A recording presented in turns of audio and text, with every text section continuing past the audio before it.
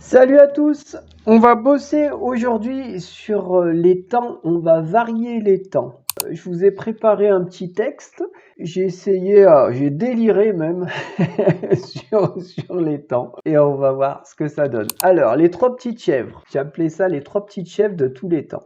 Alors, j'ai fait plusieurs variations de l'histoire des trois petits cochons et à chaque fois, je bricole quelque chose.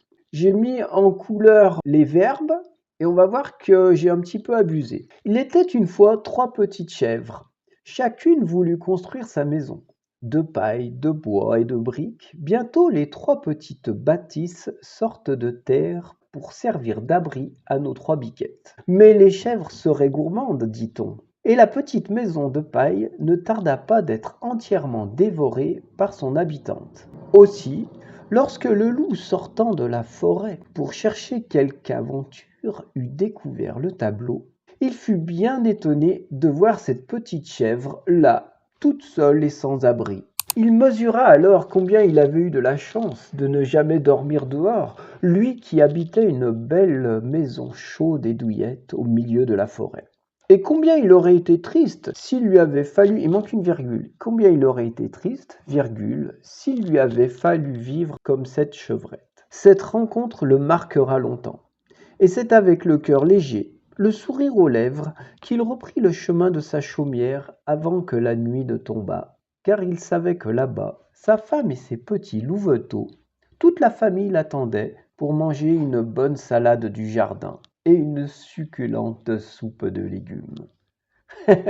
Je me suis lâché sur les temps. Il était une fois trois petites chèvres, imparfaites. Chacune voulut construire sa maison, passé simple.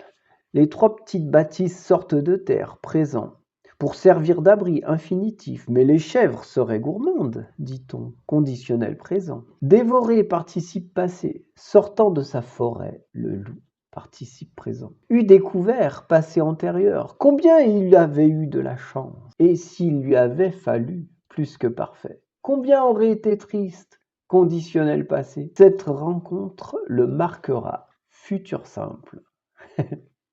Alors j'en profite pour un petit point pédagogique.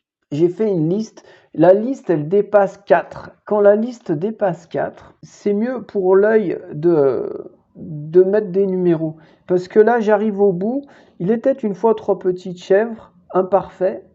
L'œil, il est sur le T. Il revient et donc il tombe sur un point. Mais comme à chaque fois, c'est des points, on peut se perdre. Donc quand ça dépasse 4, c'est mieux de mettre des chiffres, comme là. 1, 2, 3, 4, 5, 6, 7, jusqu'à 12. L'œil, il arrive plus facilement à se repérer. Encore que là, c'est des phrases qui sont pas très longues, donc on n'est pas trop perdu. Donc qu'est-ce qu'on a vu? On a vu de l'imparfait, du passé simple, du présent, de l'infinitif, du conditionnel présent, du participe passé, du participe présent, passé antérieur, plus que parfait, conditionnel passé, futur simple et imparfait du subjonctif. Eh ben, on a bien bossé avec ces petites chèvres. Bis à tous, pensez à vous abonner, on progresse, à chaque fois on voit un petit truc et pierre à pierre on monte l'édifice.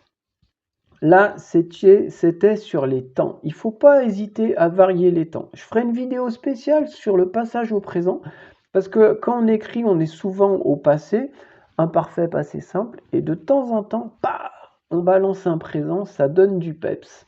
On ne fait pas ça n'importe quand, mais on verra que ça donne du peps, effectivement. Allez, bis à tous, à bientôt, ciao!